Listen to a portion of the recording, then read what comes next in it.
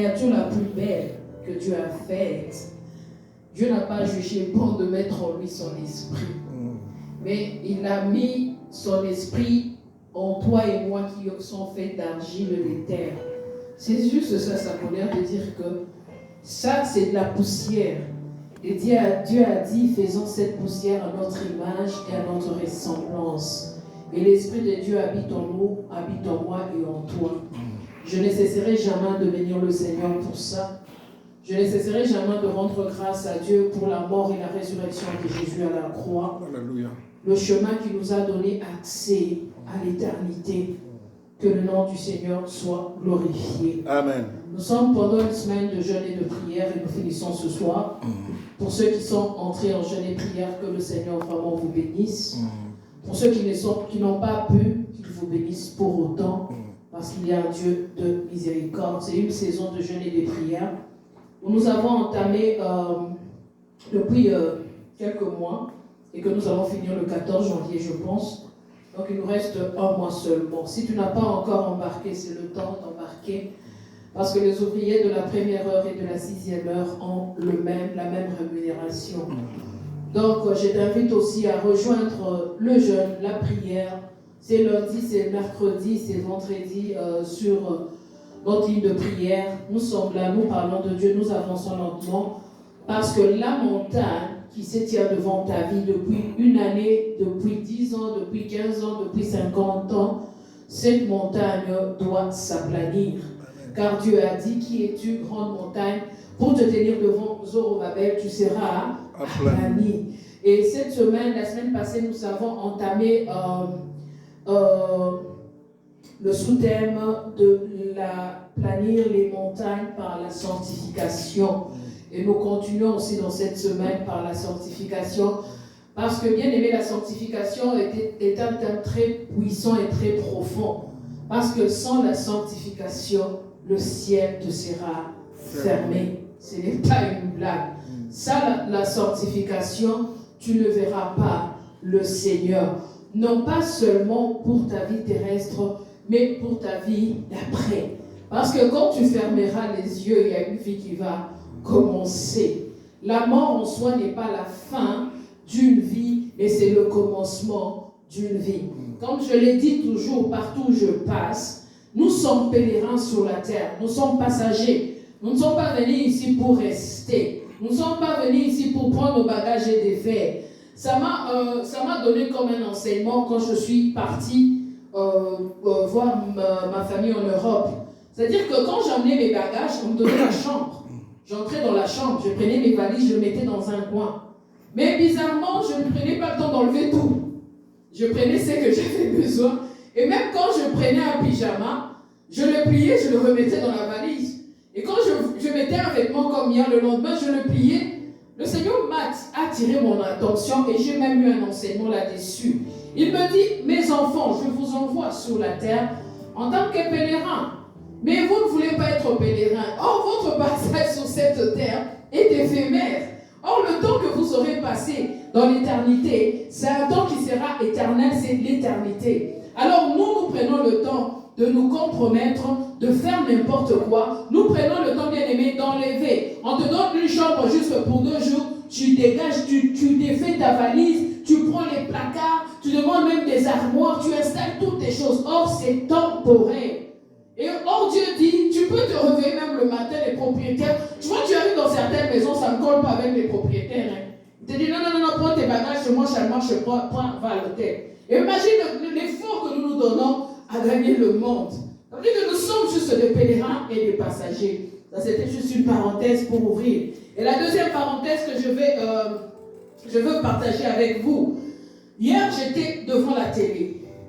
Alors, j'ai reçu encore un autre enseignement de la part de Dieu.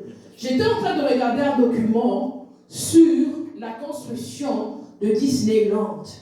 Ça m'a intéressé comme ça. J'étais en train de regarder comment ils ont commencé et jusqu'à ce que c'est devenu aujourd'hui, quoique Walt soit déjà décédé.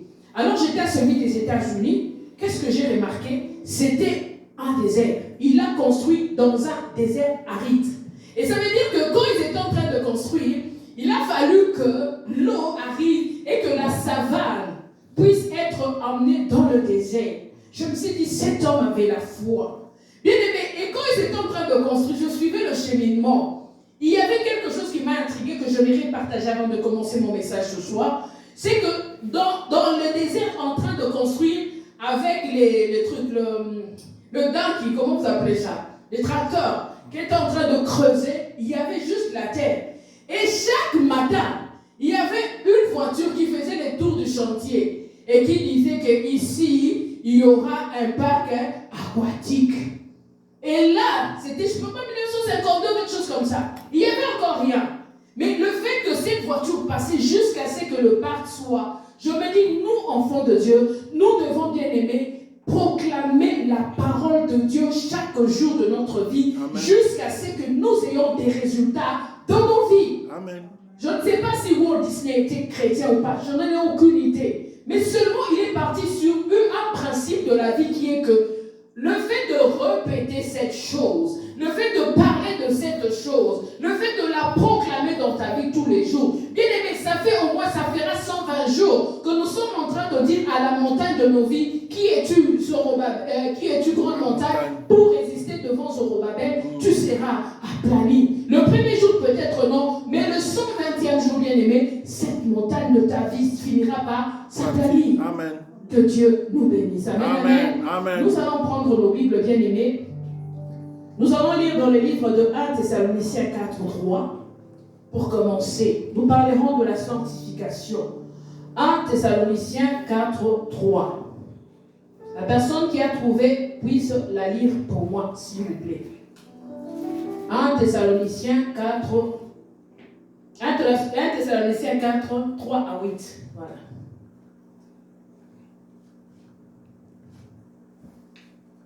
Je lis au nom du Seigneur, vous ne voulez pas dire que Dieu vous bénisse. Non. C'est que Dieu veut,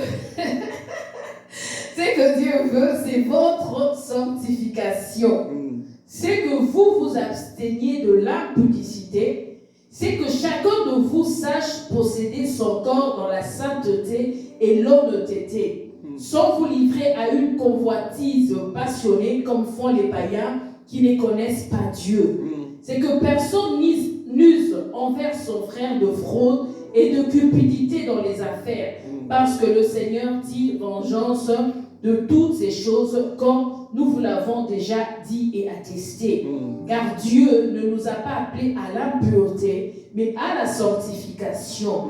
Celui donc qui rejette ses préceptes ne rejette pas un homme, mais Dieu qui vous a aussi donné son Saint-Esprit, parole du Seigneur. Amen. Bien aimé, dans sa définition, la sanctification est un processus à devenir saint, à devenir davantage pur.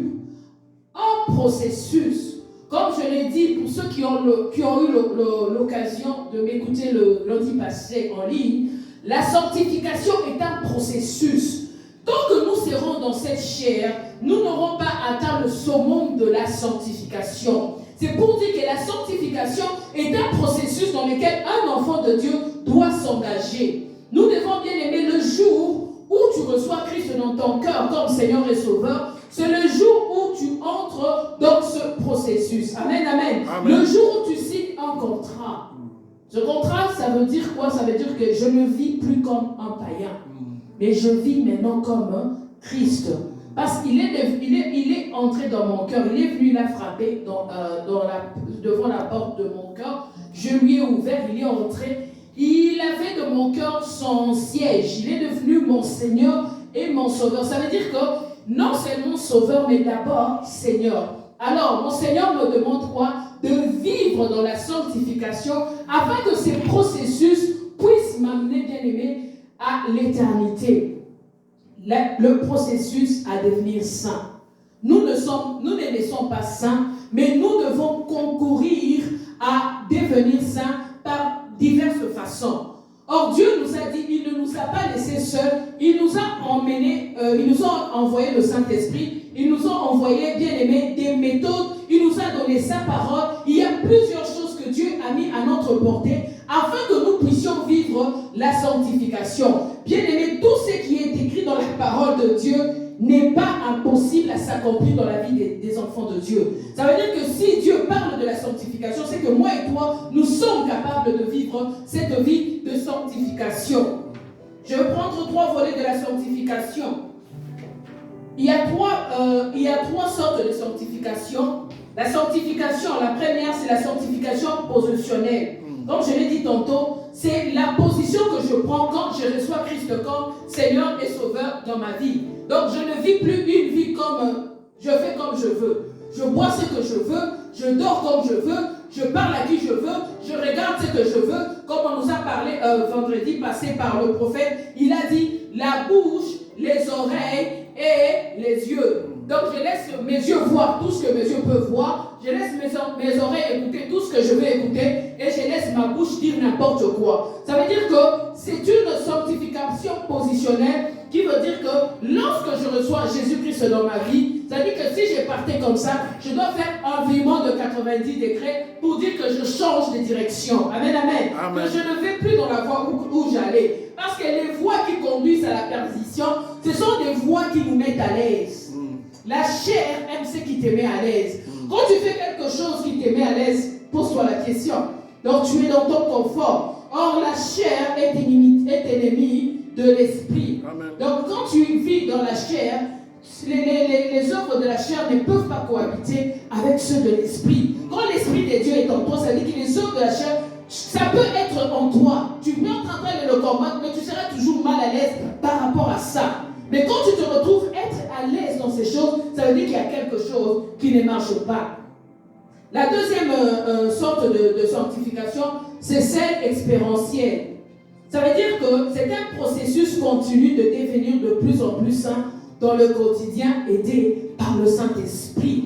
Je dis expérientiel parce que c'est le chemin, une expérience que j'ai commencé avec Christ.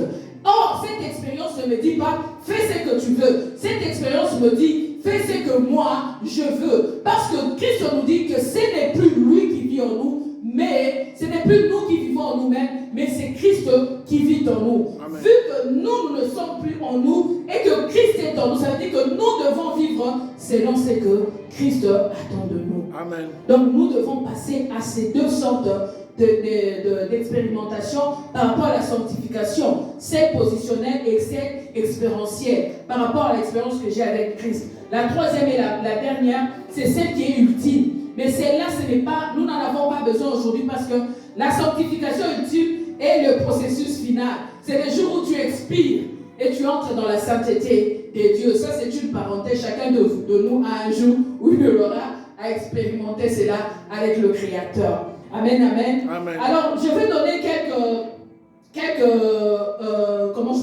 quelques voies qui peuvent nous aider à pouvoir vivre une vie de sanctification.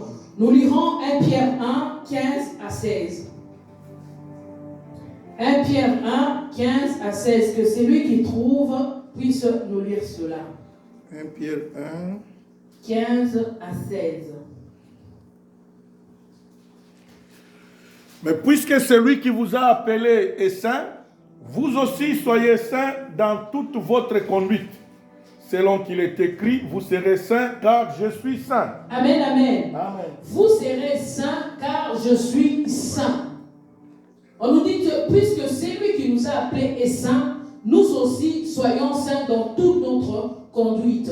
Selon qu'il est écrit, vous serez saints car je suis saint. C'est ce que je disais tantôt. Le premier point, Dieu est saint et nous devons être saints. Parce que Dieu est venu habiter en nous. C'est-à-dire qu'il apporte avec lui sa sainteté dans nos vies. C'est-à-dire que cette sanctification, bien aimé, nous devons d'abord prendre conscience que nous devons marcher dans la sanctification. Yes. Tant que tu ne prends pas conscience de ça et tu dis non, je vais faire ce que je fais actuellement, je vois les hommes de Dieu faire n'importe comment si je veux faire n'importe quoi.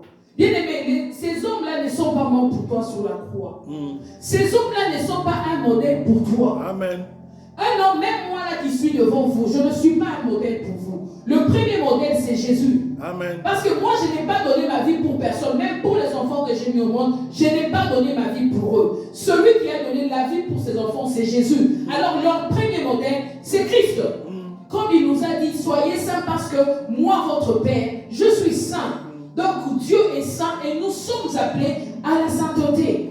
Il n'y a aucune raison à donner, bien-aimés. Comme je nous ai dit, ce n'est pas un acquis, mais c'est un processus. Nous devons remind nos esprits. Nous devons, bien-aimés, restart notre façon de voir. Parce que la sanctification, ce n'est pas quelque chose que j'ai.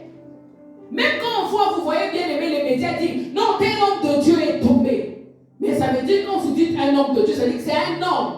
Ça veut dire que son processus, il y a eu un hic dans son processus. Il est en train de se battre pour un processus. Je ne suis pas en train de défendre les hommes de Dieu, les femmes de Dieu qui tombent. Je suis simplement en train de dire une chose, que la sanctification est un processus que nous sommes en train de suivre et que la finalité ou l'apogée de cela, c'est le jour où nous expirons et nous retournons vers le Seigneur. Donc, le premier point, Dieu est saint, soyons saints. Il nous appelle à la sainteté.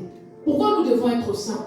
Il nous appelle à la sainteté parce que lorsque nous vivons une vie de sanctification, Dieu nous verra comme ça. Il n'y aura pas d'obstacle entre nous et Dieu. Ésaïe il dit, c'est la main de Dieu n'est pas courte pour vous atteindre, ni ses oreilles bouchées pour vous écouter. Mais ce sont nos péchés qui empêchent la main de Dieu de nous atteindre. Et ce sont nos péchés qui empêchent l'oreille de Dieu d'écouter nos prières. Donc, c'est dans notre, c'est à notre bénéfice de pouvoir vivre une vie de sanctification, bien-aimés. Les montagnes, si nous étions dans une vie de sanctification, bien-aimés, beaucoup de choses, nous ne serons pas des obstacles pour nous-mêmes. Parce que beaucoup, nous sommes des obstacles pour notre bénédiction. Nous sommes des obstacles pour que la main de Dieu nous atteigne. Tu es en train d'attendre quelque chose de la part de Dieu. Ça fait 5 ans, 10 ans, 15 ans, tu attends. Mais pourtant, Dieu t'attend sur un chemin. Il t'attend simplement que tu puisses arranger ta relation avec lui. Parce que Dieu dit, sans la sanctification, personne ne verra Dieu. Amen. Le deuxième point, être saint. Le but, tu peux te dire, bon, c'est vrai, être saint, mais pourquoi je dois chercher tout ça? C'est de voir Dieu, comme je vous l'ai dit tantôt. Nous lirons Hébreux 12, 14. Celui qui est plus vite, nous pouvons toujours lire, ça va nous permettre de gagner du temps. Parce qu'on n'en a pas beaucoup. Recherchez la paix avec tous et la sanctification sans laquelle personne ne verra le Seigneur, parole du Seigneur. Amen. La paix avec tous et la sanctification sans laquelle personne ne verra Dieu. Je répète encore, la paix avec tous et la sanctification sans laquelle personne ne verra Dieu. Voir Dieu, ce n'est pas seulement dans le ciel, dans l'au-delà, mais voir Dieu aujourd'hui, maintenant dans ta vie.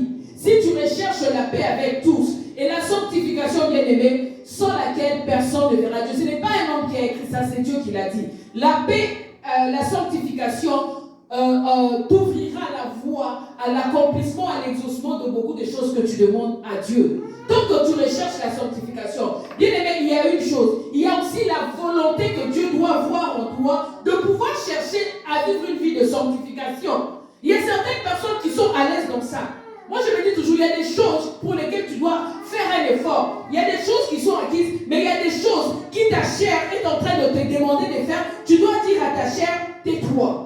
Bien-aimé, Christ a payé le prix fort à la croix. Et nous aussi, nous avons un prix à payer. C'est d'assujettir, bien-aimé, notre chair. Tant que ta chair n'est pas assujettie, tant que tu ne marches pas sur ces choses, bien-aimé, il est difficile que tu puisses plaire à Dieu. Et quand tu ne plais pas à Dieu, bien-aimé, il est difficile que tu puisses voir le Seigneur dans tous les détails de ta vie. Il dit de rechercher la paix. Paul dit aux Hébreux, rechercher la paix et la sanctification sans laquelle personne ne peut voir Dieu.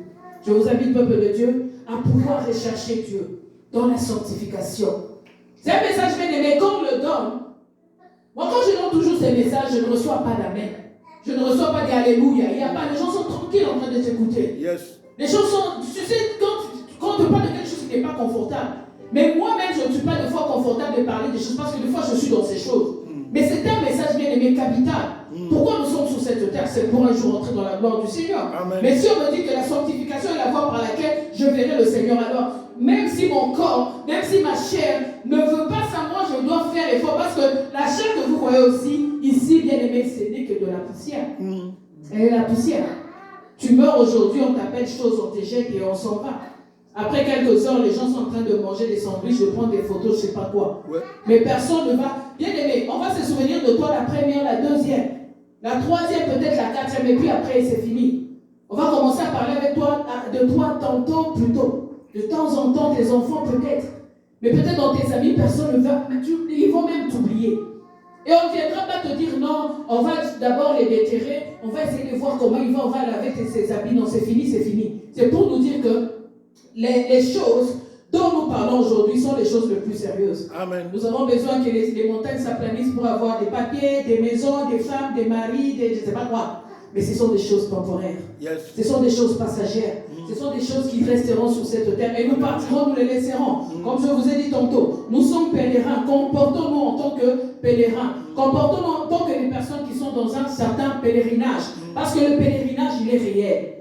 S'il n'est pas par rapport au retour de Jésus, il est par rapport à la mort. Moi, mes parents ne sont plus en vie.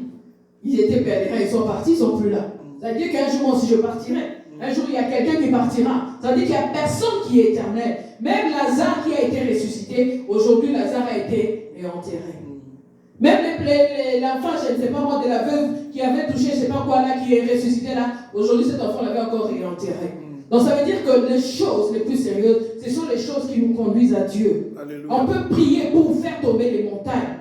Mais ces montagnes bien aimées ne sont que des choses que nous jurons sur la terre. Ne sont que des matabiches, comme on le dit, des bénéfices. Ce ne sont pas des choses essentielles. L'essentiel, bien aimé, c'est la marche avec Dieu. Et les jours où, bien aimé, tu fermeras tes yeux, que le Seigneur vienne te tenir la main et dire, bon et fidèle serviteur, viens entrer dans le repos de ton maître. Le troisième point, bien aimé, quand Dieu nous demande de vivre la sanctification, c'est pour être les instruments dans la main de Dieu. Amen. Nous lirons 2 Timothée 2, 21. 2 Timothée 2, 21.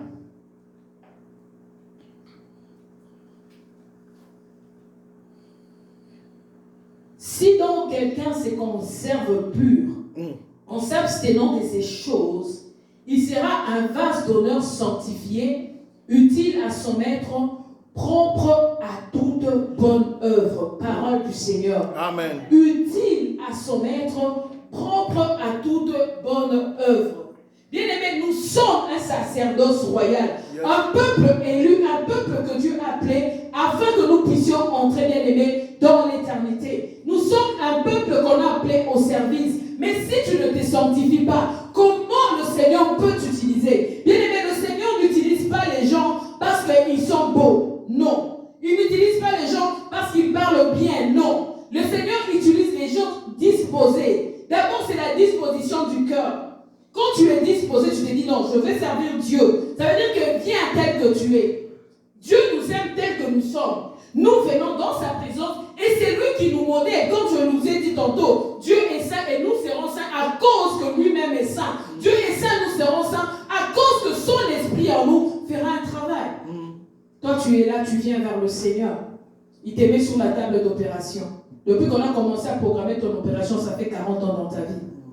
Tu dis non, je bois trop, il faut que ça cesse. Mais quand tu montes sur la table d'opération, tu veux commencer seulement à couper comme ça, tu descends, tu t'enfouis. Ok, il reporte. Ça fait 50 ans que la même chose arrive. Toi, quand tu te fâches, c'est difficile. Ça fait 50 ans que Dieu dit, je veux couper cette branche, je veux enlever ça. Mais chaque fois que tu es sur la table d'opération, ok, on coupe, tu descends. Et avec ça, bien aimé, avec cette attitude, tu ne laisses pas à Dieu le temps de te faire devenir un vase d'honneur, un vase bien aimé qui devrait bien aimé servir à l'œuvre de Dieu. On nous dit qu'il y a beaucoup de bilanga, mais il y a peu de vassal. C'est-à-dire qu'il y a beaucoup de travail à faire dans le Seigneur, beaucoup. Toutes ces chaînes sont vides parce qu'un travail n'est pas fait. Toutes ces chaînes ont un problème parce qu'il y a un travail qui n'a pas été fait. Il y a beaucoup, bien aimé, les champs est immense, mais il y a peu d'ouvriers. Quand on dit ouvriers, il y a des ouvriers aussi qui ne travaillent pas. Amen, amen. Amen. Il y a des gens qui sont ouvriers, mais qui ne travaillent pas. Ils sont embauchés. Vous voyez chez nous au Congo, là-bas, comment ça se passe? Tu es déjà ici, mais il y a une feuille là-bas qui passe. On écrit la carte. On écrit ta carte chaque jour pour que toi, tu puisses être payé. Il y a des gens comme ça. Dans les choses de Dieu, on le voit actif, mais devant le Seigneur, il n'y a rien. Il ne fait rien. Mais il se dit serviteur de Dieu. Mais il reçoit aussi même des louanges. Il reçoit aussi même, on appelle, évangile. On l'appelle Motonanzambe. Mais au fond de lui, c'est que ce n'est pas Motonanzambe. Au fond de lui, c'est que ce n'est pas ce que Dieu attend de moi. Au fond de lui, bien aimé, il sait que je suis un vase. C'est les hommes qui voient que je suis un vase, mais au fond de moi, devant le Seigneur, je ne suis qu'un sermal qui fait du bruit devant le Seigneur. Bien aimé, soyons des vases d'honneur. Des vases qui, quand Dieu veut utiliser. Bien aimé, servons le Seigneur avec notre cœur. Bien aimé, le service que tu fais devant le Seigneur aujourd'hui, c'est un service, bien aimé, qui permettra qu'un jour tu puisses rendre compte. Moi, j'ai toujours peur. Je me dis, j'ai toujours peur. Parce que je sais qu'un jour, je me tiendrai devant le Créateur. Je me dis, qu'est-ce que je dirai au Créateur? Je me dis, qu'est-ce que je dirai à mon Créateur? Quelle est la parole que je dirai à Jésus? Il me posera la question, je te donnais une voix, qu'as-tu fait de ma voix? Il me dit, je te donnais une bouche, qu'as-tu fait de ma bouche? Il nous dit, je te donnais des pieds, qu'as-tu fait de mes pieds? Toi, tu n'auras pas à dire, non, moi là, je n'avais pas le temps, moi là, je ne pouvais pas. Il n'y a pas que ça qu'on peut faire. Bien aimé, devant sa sainteté, devant sa majesté, devant sa gloire, devant son règne, bien aimé, tu auras toujours une justification. Tu n'auras pas de justification à donner à Dieu. Quand je vois un frère qui n'a pas des pieds, je ne sais pas comment il s'appelle, il chante. Il n'a pas des pieds, il n'a pas des mains, il a juste le tronc. Mais quand il commence à adorer Dieu, je dis, Seigneur, mais nous sommes là en train de ne rien foutre pour l'œuvre de Dieu. Ce frère n'a pas des pieds, il est bizarre. Des fois, je regarde, je dis, mon Dieu, qu'est-ce qui s'est passé dans la vie de cet homme? Il y a une sœur que je regardais dans une pièce de théâtre, elle n'a même pas des yeux. Seigneur, mais elle chante, oh mon Dieu. Je dis, Seigneur, nous on a des bouches, elle chante, elle ne sait même pas où elle est. Elle ne sait même pas la couleur de la salle où elle est. Le frère là, je ne sais pas comment on l'appelle, il est devant des milliers de personnes, il arrive même pas, on les conduit, on l'amène. Je dis, Seigneur, quelle vie. Mais vois comment il rend grâce à Dieu. Vois comment il s'efforce d'aller servir Dieu. Je vous dis, il n'a pas de pieds, il n'a pas de mains, il tient son micro comme ça, il n'a pas de pieds. Mais il sert Dieu. Il réunit des milliers de personnes. Bien aimé, la vie ne se limite pas. Soyons des vases d'honneur que le Seigneur va utiliser. C'est pourquoi, bien aimé, toutes ces choses, je suis en train de le dire pour aboutir à quelque chose. Le quatrième point, en l'homme, il y a la sanctification. Lisons 1 Pierre 2,9. En l'homme, il y a la sanctification. 1 Pierre 2,9. Vous, au contraire, vous êtes une race élue, un sacerdoce royal, une nation sainte, un peuple acquis, afin que vous annonciez les vertus de celui qui vous a appelé des ténèbres à son admirable lumière. Parole du Seigneur. Amen. Donc, vous êtes une race élue. Le jour où tu reçois Christ dans ton cœur comme Seigneur et Sauveur, tu deviens une race élue. Tu es un sacerdoce royal, tu es une nation sainte, tu es un peuple acquis. Bien aimé, acquis. Si Christ t'a acquis, c'est afin que tu annonces les vertus de celui qui t'a appelé des ténèbres vers son admirable lumière. Donc nous avons la sanctification en nous. Dans l'homme, il y a la sanctification. Je nous ai dit le jour où tu reçois Christ dans ta vie, c'est-à-dire qu'il faut être conscient de la décision que tu as prise. Le problème, c'est que nous ne sommes pas conscients de la décision que nous avons prise. Nous pensons qu'ayant accepté Christ, je vais continuer à vivre comme je vivais. Bien aimé, tu n'as plus le droit. Tu n'as plus le droit à ça. Notre bien-aimé un jour a témoigné ici. Elle a dit, j'étais partie en boîte avec les amis. J'étais partie chiller avec les amis, sortir. Mais j'arrive là-bas, je ne me sentais plus. Je ne me sentais plus. Je me disais, qu'est-ce que je suis en train de faire ici? Et je me suis levée. Je suis partie. Elle, au moins, elle a la sincérité de dire ces choses. Mais beaucoup nous cachons. Ça veut dire que le fait que tu aies Christ en toi, tu peux rester là où il y a des choses bizarres. Tu peux rester là où il y a des personnes bizarres. Mais ces choses ne peuvent pas t'atteindre. Parce que tu as un objectif en toi. Tu sais que je suis une race élue. Tu sais que je suis un sacerdoce royal. Un peuple acquis. Jésus t'a acquis afin que tu puisses servir œuvre. J'étais dans une famille en Europe. On était assis. C'est la maison d'autrui. Je subis ce que je suis en train de subir dans les maisons où je passe. C'est ma famille, je ne veux pas les rejeter. On mettait la musique, on mettait... Alors il y a un de nos neveux. Il était en train de chanter une chanson d'un des stars actuelles. Des stars actuelles.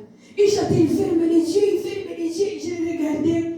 Maintenant, sa tante regarde, dit, toi là, au lieu de fermer les yeux, tu as beaucoup de problèmes dans ta vie. Arrête de fermer les yeux comme ça, commence d'abord à régler tes problèmes. Il dit, je ne comprends pas, quand je chante cette chanson, il faut que je parte, je ferme les yeux. Mais lui me demande, il dit, attends, mais qu'est-ce qui se passe? Pourquoi vous ne voulez pas qu'on chante ces chansons? J'ai dit, je vais t'expliquer, je vais ouvrir une petite brèche. Tu vois, cette musique, nous la refusons, pourquoi? Quand tu chantes, toi-même tu as dit, tu fermes les yeux. Et quand tu fermes les yeux, c'est ton âme qui part avec la chanson. Tu ne chantes pas avec ton corps seulement, mais tu chantes avec ton âme. Bien-aimé, la chanson en soi, dès la création, a été faite pour Dieu. Juste pour Dieu. Il me dit, non, je chante pour je sais pas moi, des arbres ou les femmes, je ne sais pas qu'est-ce qu'il m'a dit. J'ai dit, non, écoute, quand tu regardes un film, par exemple, tu ne fermes pas les yeux, tu ne parles pas d'émotion, parce que c'est juste ton corps qui regarde et puis c'est fini. Mais le chant est sacré. Le chant est quelque chose qui a été réservé juste pour Dieu. Le chant, bien aimé, est un ministère céleste qui a été réservé pour Dieu. Ça veut dire que quand quelqu'un chante les chants mondains, son corps, son âme et son esprit sont engagés et sont courbés devant cette chose qu'elle chante ou cette personne qu'elle chante pour donner une adoration. Alléluia. Amen. Ça veut dire que c'est mal. Parce que ce n'est pas seulement ton corps, mais c'est ton âme que tu engages dans cette chose. C'est ton esprit. Tu pars. C'est pourquoi tu vois les gens qui chantent. Tu vois les Michael Jackson, je ne sais pas moi les qui là. Tu vois quelqu'un qui est en train de pleurer seulement parce qu'elle chante. Tu vois quelqu'un qui est parti, qui dort, qui veut même se suicider à cause d'un musicien. Pourquoi? Parce que c'est son âme, le fond de son âme. L'endroit où Dieu rencontre l'homme, l'endroit où l'adoration rencontre les créateurs. Parce que la création, bien aimée, crie après l'adoration de Dieu. Non des femmes, non des arbres, non des personnes, non des présidents, non des, je sais pas moi, des députés, de qui. Mais le chant est un domaine privé et une propriété privée de Jésus. Alléluia. La sanctification. Le 5e point nous dit, Dieu lui-même nous a sanctifiés. Lisons 1 Thessaloniciens 5, 23. 1 Thessaloniciens 5, 23. C'est lui qui a trouvé. Peut nous lire. Ça nous aidera à gagner du temps. Que le Dieu de paix vous sanctifie lui-même, tout entier, et que votre être, l'esprit, l'âme et le corps soient conservés irrépréhensibles lors de l'avènement de notre Seigneur Jésus-Christ. Amen. Amen. Dieu lui-même nous sanctifie. Le problème avec nous, c'est quoi? C'est la disposition de notre esprit. Le problème avec nous, c'est quoi? C'est la disposition de notre cœur. Le problème avec nous, c'est quoi? C'est que nous ne nous prédisposons pas à cette sanctification. Bien aimé, je vous ai donné tantôt l'exemple de Walt, Monsieur Disney. Chaque jour, il y a un camion qui passait, qui faisait le tour de son chantier et qui disait que ici sera érigé le plus grand parc aquatique du monde. Ça veut dire que dans un désert, il n'y avait pas d'eau. Mais cet homme confessait qu'il y aura un parc, le plus grand parc aquatique. Et aujourd'hui, je vous parle sur cet endroit, il y a le plus grand parc aquatique. Donc tu te réveilles le matin, tu dis Seigneur, sanctifie-moi. Je veux marcher dans la sanctification. Que ma bouche soit sanctifiée, que mes oreilles soient sanctifiées, que mon cœur soit sanctifié. Qu'en passant, je dégage la sanctification. Chaque matin, quand tu le fais, avant de dormir, tu dis Seigneur, sanctifie-moi. Bien-aimé, la Bible nous dit sanctifie-nous par ta parole, parce que ta parole est la vérité. Nous devons, bien aimé, rechercher cette sanctification. Nous devons courir après cette sanctification. Nous devons, bien aimé, choisir nos priorités. Quelle est ta priorité? Quelle est la priorité de ta vie? D'avoir une maison, c'est bon d'avoir la maison. Mais qu'est-ce qui te garantit que tu resteras dans cette maison pendant une année? Rien. Ta priorité, c'est quoi? C'est d'avoir une auto plutôt. Qu'est-ce qui te garantit que, bien aimé, Moi, quand j'ai acheté mon auto, elle était comment je peux dire? C'était l'auto du siècle. Parce que je l'ai acheté l'année où elle est sortie. Mais aujourd'hui, quand je roule, je ne suis plus à la mode. Hein? Parce que ça fait combien, 6 ans ou 5 ans qu'on l'a acheté. Ça veut dire que tout ce que tu penses que tu es pour ça, demain, ça va devenir par terre. Et il y aura encore quelque chose qui va devenir au-dessus. La maison que tu as construite neuve en 2015, aujourd'hui, elle est devenue vieille. Les chaussures que tu as achetées bien aimées, aujourd'hui, tu ne les portes plus parce qu'elles sont devenues petites ou elles sont devenues vieilles. Bien aimés, nous courons après les futilités. Si nous nous sanctifions, si nous voulons que les montagnes soient aplanies, bien aimés, c'est vrai qu'elles vont être aplanies parce que, à force de prier, Dieu dans le ciel a déjà dégagé, a déjà ordonné, a déjà commandé que ses anges descendent et viennent aplanir beaucoup de choses dans la vie de ceux qui sont avec lui et qui recherchent cette victoire. Mais le problème est que, quel est l'objectif d'un enfant de Dieu? Quel est l'objectif de ton parcours terrestre? Ce n'est pas une maison. Comme je nous ai dit, une voiture neuve demain sera vieille. Comme je nous ai dit, bien aimé, dans les années 40, je sais pas moi, les Rolls qui régnaient dans ces années-là, on ne les voit même plus sur la route. C'est devenu des voitures de collection. Il y a 4 ou 5 personnes qui les ont. Les autres personnes ne les ont pas. Ça veut dire que nous courons pour de futilités. Nous courons pour des choses qui passeront. Nous courons pour des choses, bien aimées. Nous sommes pèlerins. Marche avec ça dans ta tête. Dis-toi, je suis pèlerin. Je dois marcher dans un processus qui est ma sanctification. Et ce processus me permettra de voir Dieu un jour face à face. Moi, des fois, quand je suis devant le Seigneur, dans sa présence, je dis, Seigneur, c'est vrai. Je sens ta présence, mes yeux ne te voient pas. Mais ce qui me pousse à pouvoir encore m'attacher, ce qui me pousse à pouvoir encore te rechercher, sous la pluie, sous la neige, dans le froid. Seigneur, ce qui me... Quand je me réveille à 3 heures, ma première pensée, c'est Dieu. Je dis, ce qui me pousse à faire toutes ces choses, c'est qu'un jour, je veux te voir face à face. C'est qu'un jour, Christ, je veux te voir face à face. Je ne peux pas passer à côté. Je fais de mon mieux. Je veux rechercher cette sanctification parce qu'un jour, je veux te voir face à face.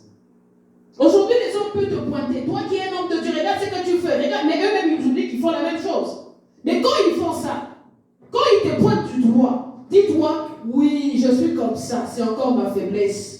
C'est mon talent d'Achille, mais je sais que je suis dans un processus qui me conduira vers l'apogée de cette vie que je suis en train de mener sur la terre. Amen. Je suis dans un processus. Il y a seul Jésus qui a acquis. Jusque-là, nous tous ici, personne n'est arrivé. Et personne n'arrivera avant qu'il ne puisse expirer. Nous sommes en train de courir. Paul a dit, je cours. Je cours certainement, mais je cours vers un but.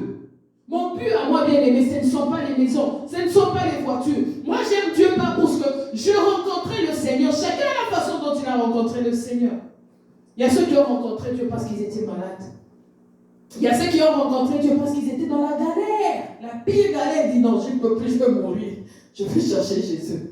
Il y a ceux qui ont rencontré Dieu parce que quelqu'un venait leur parler du Seigneur. Il y a ceux qui ont rencontré Dieu, peut-être ils étaient en prison, dans un lit d'hôpital, dans un lit de mourant. Il y a ceux qui ont vu même le Seigneur lui-même venir comme Paul. Il est venu sur le chemin d'Emmaüs. Donc tu es dans la confusion, Dieu. Ça dépend. Mais moi, je rencontrais Dieu. Il est venu me chercher. Je n'avais besoin de rien. C'est pourquoi moi, comment on dit, m'a volé. Quand je regarde Jésus, je vois d'abord l'amour. Moi, je suis resté dans l'amour de Dieu. Parce que la première chose qui l'a frappé dans ma face, c'était son amour. J'avais mes parents, ils avaient une bonne situation, j'allais à l'école, je n'étais pas malade, j'avais rien qui pourrait faire que je cherche Dieu. Rien, je vous jure. Mais Dieu est venu me chercher, me sortir dans ce confort et me montrer que ce confort ne vaut pas mieux que moi.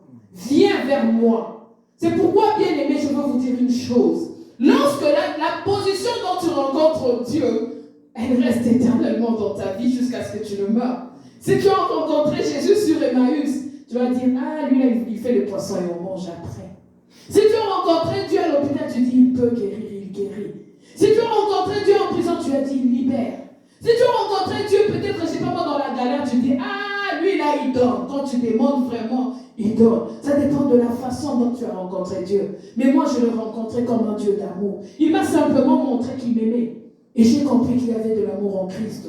Bien-aimé, Paul a dit, courons vers un but, courons bien vers un objectif, courons bien-aimé, courons dans la carrière qui se tient devant nous. Dans cette carrière demande la sanctification. On nous dit, montagne qui es-tu? Pourquoi ta situation tarde-t-elle?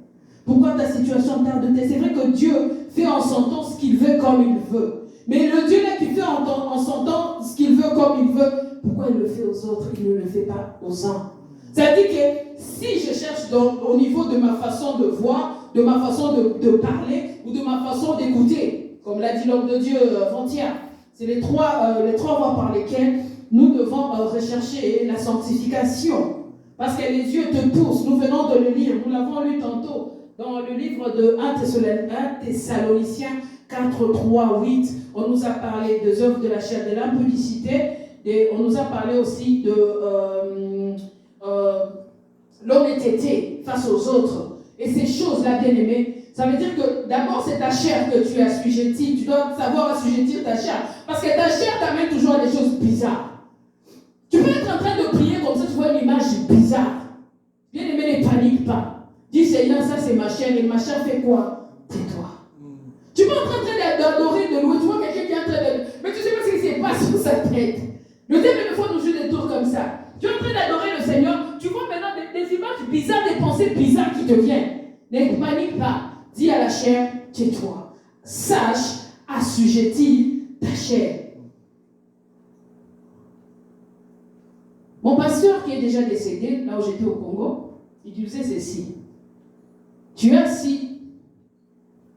Il parlait aux personnes qui fumaient. Il dit, tu as envie vraiment de fumer. Et ton cœur te dit, va fumer, va fumer, va fumer. Et dit à ton cœur, prends tes pieds, prends les pieds du cœur, parce que les pieds à moi ne vont pas bouger. Cette envie, va toi-même acheter la cigarette, toi-même allume, et toi-même mets dans ta bouche, parce que ma bouche est une bouche sanctifiée. Parce que mes pieds sont des pieds sanctifiés. Parce que mon corps est sanctifié. Parle toujours à tes envies. Tu as une envie mauvaise qui vient dans tes pensées. Dis à cette envie, toi-même prends tes pieds, va faire ça. Moi, je ne me lèverai pas d'ici. Je ne bougerai pas d'ici. Au nom de Jésus. Si tu as envie de le faire toi-même, sans mon corps, sors toi-même, va faire ta salle des autres. Et reviens-moi quand tu auras fini. C'est alors que tu auras la victoire sur toutes ces choses qui dérangent ta chair. Mais si l'esprit, la chair te dit, va voler, tu te lèves, tu vas voler. La chair te dit, va, je sais pas moi, va, je sais pas quoi, là, tu te lèves. Chaque demande de ta chair, toi, tu obéis. Bien aimé, il y a un problème. Quand la chair te dit, donc aujourd'hui, ivre, tu dis aujourd'hui, je vais m'enivrer de ça. Tu commences à tituber même en rentrant chez toi parce que c'est ta chair qui t'a commandé. Quand la chair te dit non, insulte jusqu'à, tu insultes jusqu'à parce que c'est ta chair qui t'a commandé. Les désirs de la chair sont ennemis des désirs de l'esprit. Vu que nous avons reçu Christ, nous ne sommes plus nous-mêmes, mais c'est l'esprit de Dieu, comme nous l'avons dit tantôt, qui habite en nous. Peuple de Dieu, nous devons faire notre part des choses. Christ a fait sa part des choses. Christ est mort à la croix. Bien-aimé, la sanctification est une porte afin que les montagnes, afin que toutes ces montagnes qui se tiennent devant nous, qui résistent, bien-aimé, puissent elles-mêmes s'en aller. Sans la sanctification, tu ne peux pas voir Dieu. Tu vois Dieu bien-aimé dans ta vie, tu vois Dieu dans tes épreuves, tu vois Dieu dans les victoires que tu remportes. Du moment où, bien-aimé, tu te tiens et tu demandes la victoire et Dieu te donne la victoire. Le ciel sera toujours ouvert devant toi. Tu verras toujours le ciel ouvert parce que tu seras en communion avec Dieu. Parce que la parole de Dieu nous dit que celui qui se sanctifie, bien-aimé, verra Dieu. Sans la sanctification, il est impossible. Il est impossible de voir Dieu. Amen. Sans la sanctification, il est impossible. C'est pourquoi vous voyez les gens maintenant en train de chercher les mains qui ont parce qu'ils ne vivent pas des vies de sanctification. Voici les miracles qui accompagneront ceux qui auront cru. Cette parole ne s'applique plus à leur vie parce qu'ils ne vivent pas des vies de sanctification. Alors, ils commencent à chercher des miracles fabriqués. Ils commencent à chercher, bien aimé, à faire des choses à la place de Dieu. Ils commencent à chercher à arranger les choses pour Dieu pour que, bien aimé, les gens gens ne rendent pas gloire à Dieu, mais puissent leur rendre gloire. Bien aimé, il nous reste, je pense, 5 semaines avant que nous ne finissions notre 120 jours de prière. Il nous reste 125 semaines pour que nous atteignions le temps que nous avons prévu avec le Seigneur pour voir sa main. Mais je veux te rappeler une chose. Ce jour-là, Daniel s'est convenu d'entrer en prière parce qu'il y avait un problème. La Bible nous dit que le jour où il s'est convenu, il a dit aujourd'hui j'entre. Bien aimé, moi j'ai toujours compris qu'il n'était même pas encore entré. On nous dit que là il a dit je vais entrer. On nous dit qu'au ciel Dieu a dit ok, il y a quelqu'un qui veut entrer. Ça veut dire qu'il a envoyé un ange pour aller donner la solution au problème que Daniel avait.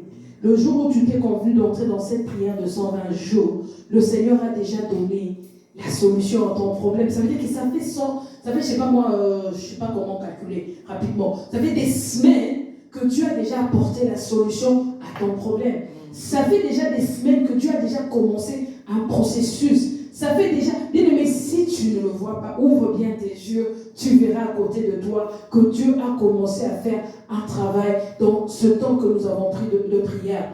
Ouvre tes yeux, bien aimé, et regarde non pas avec les yeux de la chair, mais avec les yeux de l'esprit. Comme je nous ai dit tantôt, je reviens encore sur ces témoignages parce que ça m'a beaucoup marqué. Un homme qui dans le désert crie chaque matin, pendant je ne sais pas moi 10 ans, ils étaient en train de construire, ils criaient chaque matin. Cet auto passait chaque matin et les oreilles des ouvriers écoutaient, et la terre écoutait, et le ciel écoutait. Et aujourd'hui, il a accompli ce qu'il demandait. Aujourd'hui, bien aimé, il y en a partout des Walt Disney. Pourquoi? Parce qu'un jour, cette parole tournait, et cette parole a pris vie. Dis toujours à la montagne, qui es-tu pour te tenir devant moi? Réveille-toi le matin, montagne de maladie, qui es-tu pour te tenir devant moi? Tu ne seras pas aplani, mais tu es aplani. Tu ne seras pas aplani, montagne de blocage, qui es-tu? Limitation. Toi, on a dit dans ton compte, tu ne pourras pas dépasser. Toi, c'est seulement 999. Quand tu arrives seulement à 1000, on descend. Toi, c'est seulement 9999. Quand tu arrives à 10 000, il y a toujours quelque chose qui vient, qui bloque. Toi, c'est seulement, 9999. Quand tu arrives à 100 000, on bloque. Il y a une limitation. Il y a quelque chose qui bloque dans ta santé. Bien aimé, Christ nous a dit, il régénère nos corps. Il nous guérit par ses meurtrissures. Nous avons part à la guérison à cause de la mort, à cause de la résurrection de Jésus. La Bible nous dit que par ses meurtrissures, nous sommes guéris. Il y a un problème dans la vie de tes enfants. Prie le Seigneur au lit d'agité. Demande à Dieu, Seigneur, prends le contrôle de la vie de mes enfants. Car tu as dit que les enfants des serviteurs seront aussi serviteurs. Ça veut dire que quoi qu'ils soient les mouvements qu'ils sont en train de faire, leur finalité, ce sont les serviteurs de Dieu. Et apaise-toi, laisse le Seigneur guider et faire ce qu'il a à faire. Donc ton problème bien aimé, c'est des papiers. Moi je dis toujours tout, j'ai fait, c'est pas moi plus de 15 ans, j'avais pas de papier, mais je visite comme quelqu'un qui en a. Quand tu as décidé de me donner là je suis en train de partir, j'ai passé l'immigration de l'Italie. Le policier là, il m'a regardé. Il m'a dit, Canadien, là moi même au fond de mon cœur, je me suis mis à rire. J'ai dit, soyez ma qui? J'ai là mon toléquier à mon live. Mais aujourd'hui, j'oublie, comme Dieu nous dit, tu oublieras les événements passés. Alléluia. Aujourd'hui, je ne m'en souviens pas. Parce que moi, j'ai le nouveau, comme je fais toujours l'équivalent là, j'ai le nouveau passeport. Il est beau, celui-là. La première page, c'est comme une carte. C'est comme... vraiment, c'est tellement beau. Et tout le monde, quand je passais à l'immigration de la France, ils disent, c'est beau ce passeport canadien. C'est nouveau? J'ai dit, oui, c'est nouveau. J'ai dit, Seigneur, tu vois, tu m'as fait attendre pour que moi, je sois parmi ceux qui ont le nouveau. Bon. Alors, je bénis le Seigneur à cause de cela. Bien aimé, Dieu reste Dieu. Les montagnes de nos vies finissent toujours par s'aplanir. Ils finiront toujours par fléchir chez nous. Toi, ne lâche pas. Chaque matin, réveille-toi, dis à la montagne de David, qui es-tu pour te tenir devant moi? De toute façon, ça fait 120 jours. Ça fait, je sais pas moi, je sais pas quand on a commencé la prière, j'ai plus d'idée. 3 mois déjà. Donc, ça fait plus de 3 mois. Jésus avait déjà envoyé son armée. Ça veut dire que c'est juste les moupés papa. Ça veut dire que la solution est déjà là. Moi, ce qui me reste, c'est de la voir avec les yeux. Spirituellement, je sais que je suis déjà dedans. Si c'est les papiers, je les ai déjà. Si c'est la guérison, j'ai la guérison. Quand tu parles à ton corps t'entend, ton corps change. Quand tu parles à ta maladie, elle écoute. Elle dit non, cette personne ne me veut plus. Je dois dégager et partir. C'est ce que nous dit que la foi vient de ce qu'on entend. Je nous pose toujours la question, qu'est-ce que toi tu entends? Tu entends quoi le matin? Tu donnes tes oreilles à quoi le matin? Pourquoi tu vis dans l'anxiété? Qu'est-ce que tu entends? Qu'est-ce que tu regardes à la télé? Or, quand tu te réveilles avec la parole de Dieu, tu dors avec elle, ta vie est paisible. Tu as la paix tout le long de la journée. Et le Seigneur te garde dans cette paix. Peuple de Dieu, je veux seulement nous dire cette chose, que la sanctification est un processus. Ne sois pas découragé, car ta situation de péché demeure ou elle tarde à changer. Tu n'arrives pas à changer une situation dans ta vie. Ne sois pas découragé, parce que c'est un processus. Et ce processus, bien aimé, c'est Dieu qui l'accomplit en nous. C'est le Saint-Esprit qui nous sanctifie, dans 2 Thessaloniciens 2:13. Et c'est la parole de vérité qui nous sanctifie. Lisons rapidement Jean 17:17. Je suis en train de terminer. Jean 17:17.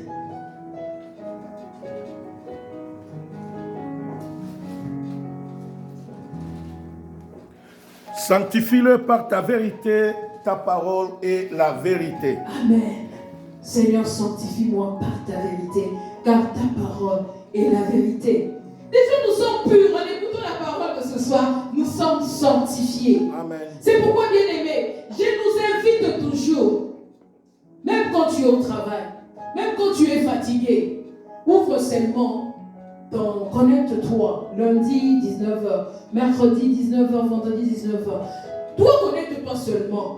Cette parole, même si tu entends un peu, elle va te sanctifier. Elle va te faire du bien. Elle va te guérir. Elle va changer ta façon de voir les choses. Elle va ouvrir les portes. Elle va combattre pour toi. Il dit sanctifie-les par ta parole. Ça, ce n'est pas un homme qui parle, c'est Christ qui parle. Il dit Père, sanctifie-les par ta parole, car ta parole est la vérité. Ça veut dire que dans la parole de Dieu, il y a une vérité qui fait fuir le mensonge que le diable met en nous. Amen. Mensonge d'échec, mensonge de Nasuki Angai, Kakanaka Kotika Batou, mensonge de Nakoki Lissusute, mensonge de Abano Balembisingai, le mensonge de je suis plus capable, le mensonge de ce pays va me tuer. Tous ces mensonges que le diable a mis à toi, cette parole vient et chasse cela parce que la vérité que c'est Christ qui est en nous, nous avons l'espérance de la gloire. L'Esprit me dit d'arrêter, je vais m'arrêter par là. Que Dieu bénisse sa parole. Amen, amen. Amen. Nous allons nous lever, nous allons remercier le Seigneur.